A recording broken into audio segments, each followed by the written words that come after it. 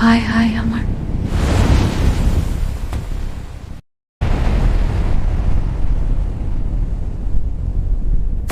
বৃষ্টির কারণে ডালিম গাছের চারা বেরিয়ে আসে, কিন্তু প্রচণ্ড গরমের কারণে শুকিয়ে যেতে কিন্তু তখনই।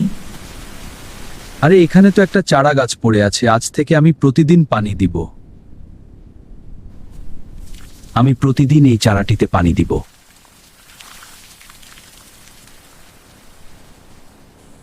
এই তো আমার কাছে ডালিম ধরেছে, এখন থেকে আমি রোজ ডালিম খাবো।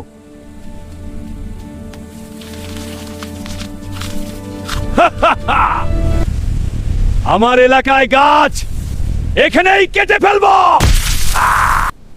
বন্ধুরা, তোমরা তো দেখেছো কে ডালিম গাছটি কেটেছে, তার নামটি কমেন্টে লিখে দাও।